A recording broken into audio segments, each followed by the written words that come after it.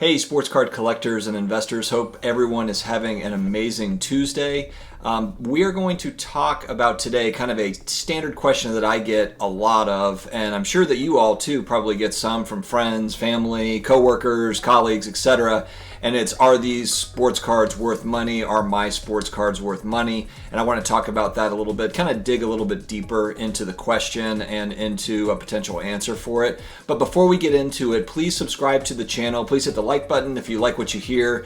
And then also, if you want to correspond on our social media channels, go to our video description, and all of the Instagram, Facebook group, Twitter information for this channel is there as well. I really like getting into the comments and talking with viewership as well as on those platforms. Please join us there. It's a blast for me to just kind of have that conversation with you all. I learn just as much from my viewership as anybody else, so I really appreciate feedback that I get, and a lot of the discussion topics are ones that I'm kind of documenting my journey here. So thank you again for joining us today.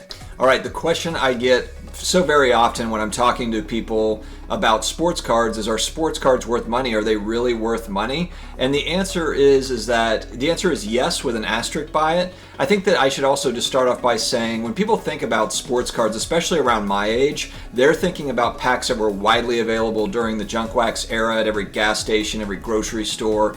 And those packs were cheap. They were 50 cents, 75 cents, $1 a pack, and they were mass produced. They were mass produced, widely available. Times have changed and the hobby has changed along with it, to where, yes, we do have a lot of different sets, but we don't have near as much mass production as we did 30 years ago.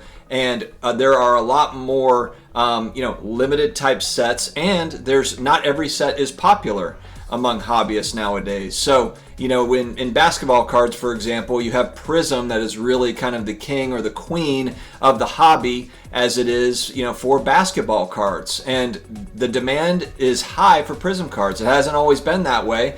2012 was the first year of Prism. It did not really hit it off well in the beginning. And after a couple of years of it, they were actually thinking about pulling the plug on making Prism basketball cards, if you can believe it now. Nowadays, you'd think that's nuts. But that's really the reality. It's picked up steam over the last few years, and now Prism is the set that's really in demand. So 30 years ago, you had fewer sets, but you had all the availability in the world to get those sets. And so a lot of people will come with a collection, or, hey, I found these cards in the attic. I found these cards, my family has been holding on to these for me that I had as a kid.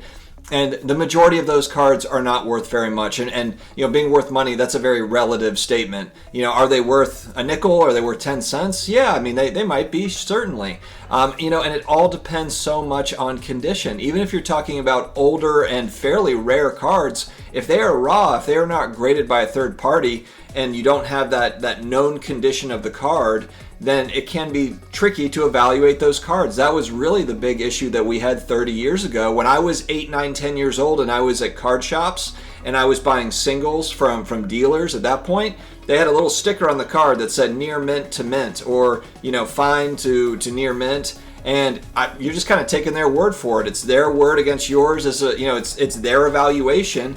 Take it or leave it. And of course, you can haggle, you can negotiate with those guys, and we did do that. But the hobby has advanced tremendously with third-party grading, and it's also just advanced in, we do have data tools, we do have eBay, we have the internet to sell cards. It used to be that you couldn't really buy single cards unless you were at a card shop, and then even with certain packs, there was still kind of hobby-only type options that were really only distributed mainly to sports card shops.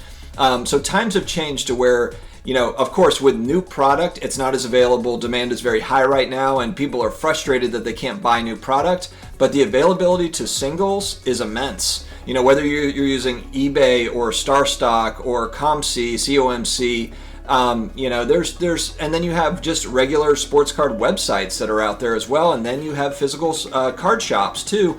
There are many different options to be able to go out and buy cards. So even if you're not able to buy that $1,000 hobby box, you are still able to get into those singles typically at some point, unless you're looking for very, very rare cards, one of ones, or cards that are numbered out of 25, and maybe they haven't made it to eBay yet, or they haven't made it out into forums to be able to negotiate and buy those cards.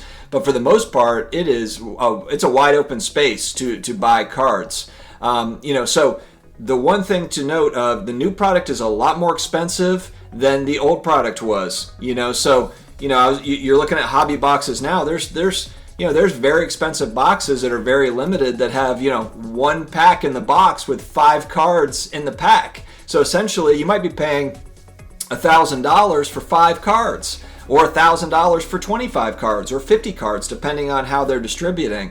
So the game is a lot more expensive to get into nowadays. Now, of course, you do have lesser priced products, but the stuff that's more sought after, the stuff that is more high in demand, is more expensive, and that's the way it works. Sometimes those things are offered through retail as well, so you do have the opportunity to maybe get it at a Walmart or a Target, but you have everybody out there that's trying to get it at the Walmart or Target. And then, of course, if they do get a hold of it, then they're able to sell it on the secondary market for a higher price in most cases, or they're able to unbox those themselves, to break those boxes and have the cards. So the game has certainly changed. I think that the newer, more modern cards, probably the base card singles, are probably worth more as a whole. If you're looking at kind of an index of singles from 2010 to 2020 compared to 1988 to 1995. I think the average card nowadays is worth quite a bit more than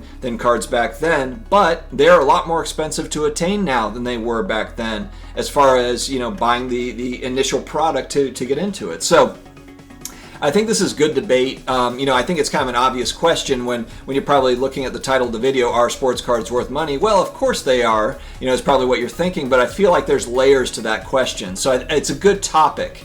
And so when I'm talking to people, and most of the people that I do talk to around my age, they've got junk wax era type collections, and it's sad, but I have to tell them that the majority of that stuff is not worth money unless it grades out well, unless you can, go to a third-party grader, whether it be PSA or BGS or SGC, and you get a great grade on it, and you're able to resell it if that's what you're looking to do. But not many people are going to look through their stacks and stacks of cards and go through and see which cards might be worthwhile, take the risk on the grading part.